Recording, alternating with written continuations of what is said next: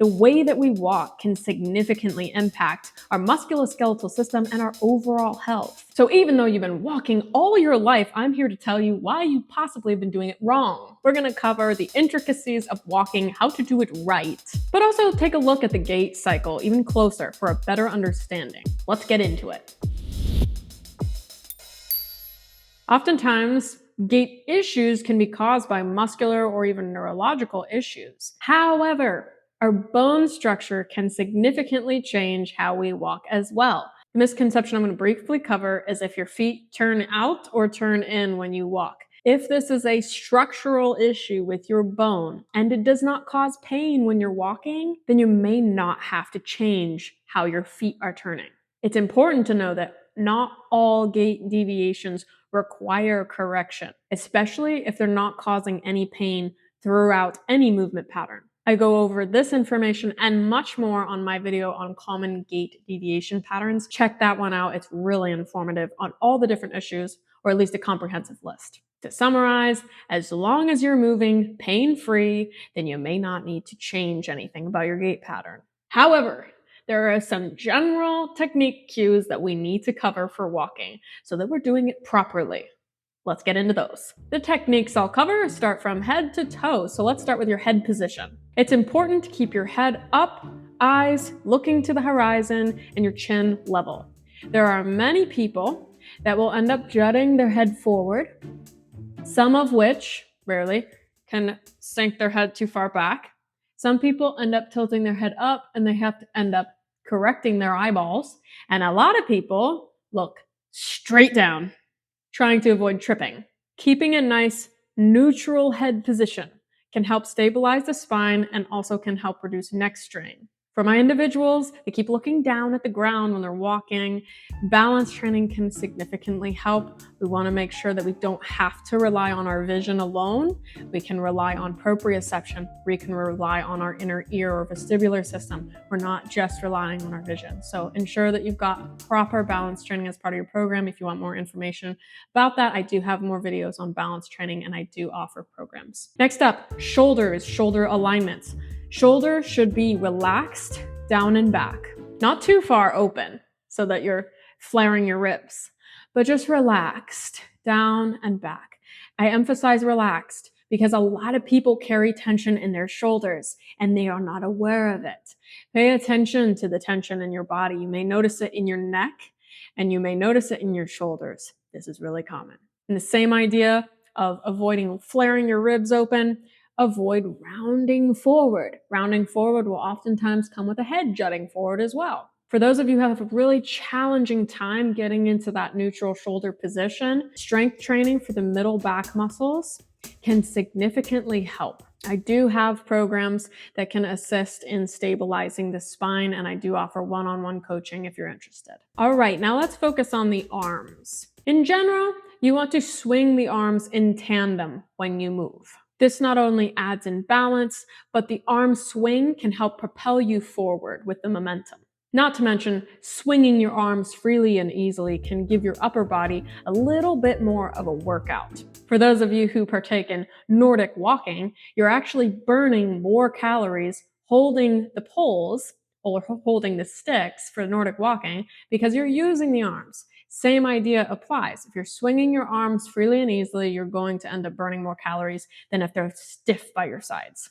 Let's move down to your trunk or your core. I like to call it a trunk because it also includes the muscles of the back. A lot of people think the core are just the abs or the rectus abdominis muscle. Well, that's just one muscle. There's many that constitute the core or trunk region. Making sure that your core is slightly engaged during walking patterns not only helps in balance, but it helps stabilize the spine and can reduce the strain that is put on the lower back in particular. I could have an entire video on the benefits of just core engagement alone for all exercises.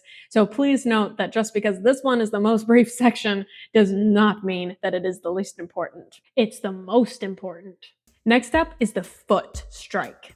How does your foot actually touch the ground when you're walking? In general, the heel should touch the ground first, not the toes. This heel strike is followed by a roll through the entire foot to the ball of the foot, and then pushing off with your toes.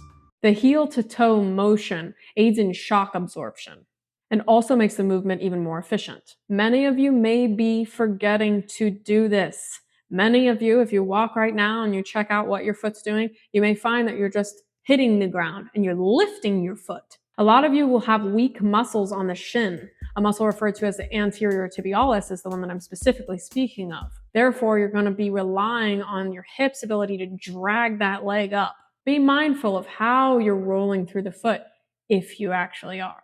Last up is stride length. It is so crucial to avoid overstriding. Now, this is not the case with everyone. There's a lot of people that shuffle too much and they don't pick up their feet and they have too quick a cadence. But for my individuals who do not do this, and you're taking large steps, you could be putting too much stress on your knee by doing this. In general, overstriding can lead to stress on the joints. Your steps should be natural and comfortable.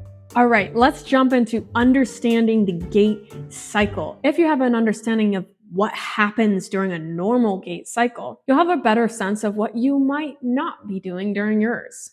Gait refers to one's pattern of walking. A healthy gait involves coordination of many different body parts and should be symmetrical, meaning there shouldn't be differences between our right side and our left side. But that's almost always going to be the case because of injury, training patterns, habits, life. Nevertheless, we can work to correct it. We can break this gait cycle into two main phases for each foot. There's the stance phase and the swing phase. The stance phase is when the foot is on the ground or making contact with the ground. It should constitute about 60% of the gait cycle, specifically in walking. Running is very different. During this phase, there are moments like the heel strike or the initial contact. Then the final part of this is the toe off, which is when your foot will leave the ground. The swing phase is when the foot is off of the ground. And this constitutes about 40% of the gait cycle. This phase is when your foot swings forward to step again. It's essential for propelling the body forward efficiently. Oftentimes, the swing phase is when I have a lot of my clients experience tripping and falling, and this is just due to improper muscle activation patterns. This is crucial to be training these muscles involved in the swing phase and single leg balance. It can help with fall prevention. If you want more information, I do have a video on balance training, and I also do have functional fitness programs available, so check those out. Let me cover two more important parts of this gait cycle that are often left out and misunderstood. Right after the initial heel strike, we will reach a point that is called double support. This is simply when we are on two different feet. We have balance helping us through our right foot and our left foot simultaneously. For my individuals that struggle with balance, you may find that you have to have a wider stance for double support. This is because you're trying to make your base of support easier for you to handle balance. After this double support, you'll find single support. And this is the moment, which is the hardest. We move to single leg. Single support is when one foot is carrying our weight. A lot of individuals are scared to do single leg work, but it is very important to work into a proper training program, considering it is part of the most functional movement pattern we can do, walking. Repeat this cycle smoothly on both sides symmetrically, and you've got yourself a healthy gait. As stated earlier, issues with gait can arise from a multitude of factors: muscle weakness, joint problems, neurological disorders, and even poorly fitted shoes. I've got an entire video on the common gait deviation patterns in walking because running is different. When it comes down to it, walking properly can help you be more efficient where you're trying to get where you're trying to go, can help prevent injuries, can help reduce the risk of falls, and can also help with posture improvements. But I will let you know, if you're walking improperly in the first place, your posture is not going to improve. Strength training can help with that. So you owe it to yourself to make sure that after all these years, you're actually walking properly. If you're interested in some functional training to help strengthen your posture muscles and your core stabilizers, check out the links in the description I have below. I have access to one-on-one training with me as well as ready-made programs that may be able to help you out.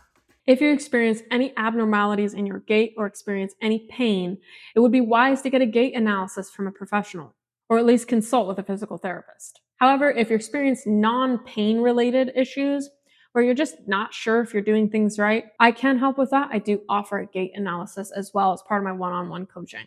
Thank you so much for watching. If you've enjoyed this video, please remember to like, hit subscribe, and share it with all those who you will find benefit from this information. Thank you so much for doing that. Always remember, your health is an investment, not an expense.